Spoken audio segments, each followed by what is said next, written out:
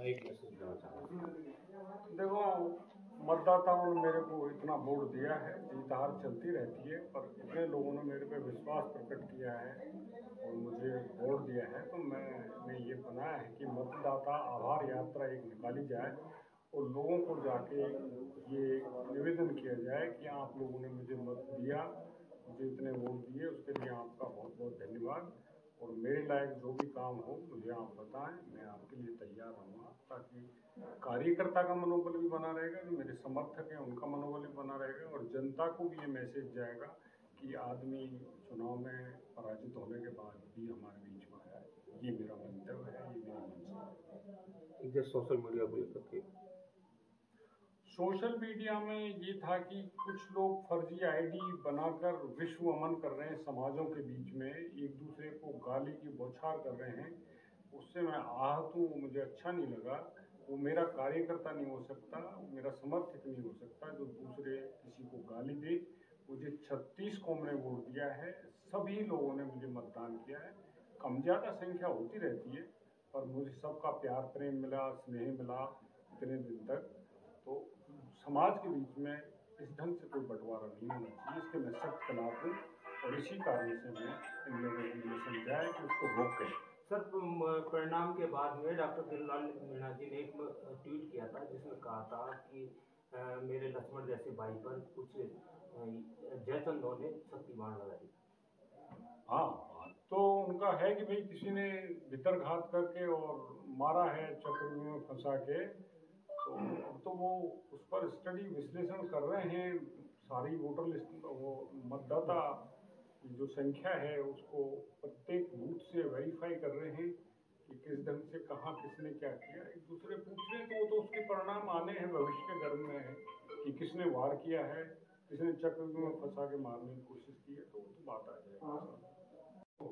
उनका इतना बड़ा कद है और उनका इतना बड़ा औरा है कि वास्तव में उनसे हाथ मिलाने में अच्छे अच्छे धर्राते हैं, तो फिर चांद सितारों की तो औकात ही है। सही कहा, कौन है चांद सितारे? रोकेगी वो बताएंगे कौन किसके लिए काम। उन्होंने जयपुर में भी बोला भी था कि मैं 4-5 दिन में मीडिया के सामने खुलासा करूँगा। हाँ हाँ करेंगे, वो शायद लगे हुए हैं इसमें, गहन मंथन कर रहे हैं किस किस ने क्या किया क्या नहीं किया। वो तो आप जानते हैं उनका स्वभाव, तो बोलने वाले आदमी है, किसी से डरते झिझकते नहीं है और जो भी बात आएगी इस पर सामने उनका अपना हो चाहे पराया हो, वो उसको लाई देते हैं लोगों के सामने, किसी ने किया है तो निकट भविष्य में आ जाएगा।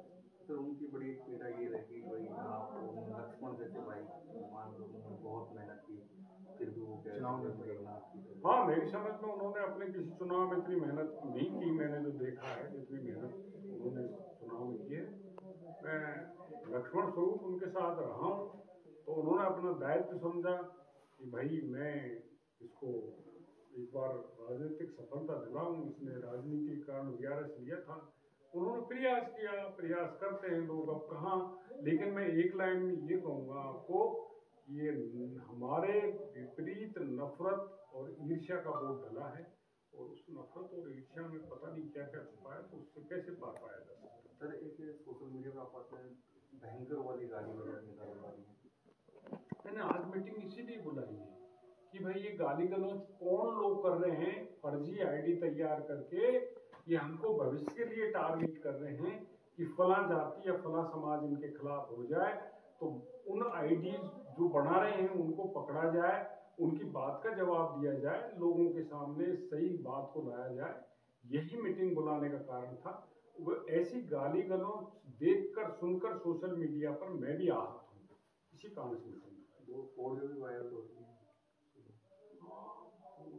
वायरल हो रही हैं, अब उनको देख रहे हैं, हम लोग देख रहे हैं कि क्या रिजल्ट निकलेगा, कौन सही है कौन गलत है। ऑडियो गलत भी हो सकती है, सही भी हो सकती है, तो इसका आपके सामने रखेंगे, विश्लेषण लेके आएंगे। ऑडियो को सुनकर आपको पहले मन में क्या हुआ कि भाई ऐसा भी हो सकता है? नहीं, ऐसा नहीं हो सकता। और मैं तो बहुत ब्रॉड माइंडेड आदमी हूँ, मैं ये भी जानता हूँ लोग फर्जीवाड़ा भी करते हैं, इसलिए जब तक किसी चीज़ की पुष्टि नहीं हो जाए, आप आश्वस्त नहीं हो जाएं कि ये बात सही है या गलत है, तब तक आपको किसी पर उंगली नहीं उठाना चाहिए, आक्षेप नहीं लगाना चाहिए। ये मेरे विचार से बहुत गलत बात है। राजनीतिक भविष्य क्या देखते हो सर? राजनीतिक भविष्य तो अपना सदा से उज्जवल रहा है। अब भी हम हार के जीते हैं, कौन कहता है हम हार गए? ये तो जो जिन्हों उस दिन बोला कि मेरे जैसे लोगों के लिए राजनीति शायद एक अच्छा फील्ड नहीं है। हाँ, जो वर्तमान में जो चाल है, कुटिलता है राजनीति में, वो मेरे जैसे सीधे साधे आदमी को फिट नहीं पाता हूँ मैं।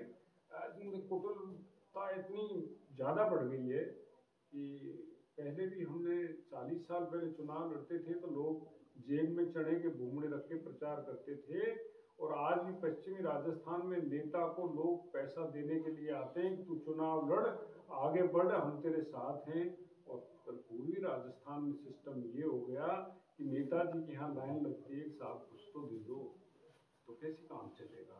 इसी राजनीति में जब ऐसी गिरावट आएगी तो मन तो खिल हो गए मेरे जैसे आदमी का। इसलिए मैं इस चीज से व्याकुल हूँ, व्यथित हूँ। इस सिस्टम में कैसे सुधार लाया जाए। विधानसभा क्षेत्रों को बिगाड़ दिया इन नेताओं ने, जिन्होंने पैसा दे दे के, दारू बांट बांट के, लोगों को अंड्यू फायदा दे के और आम आदमी को मार दिया। इनको सबक सिखाना चाहिए लोगों को।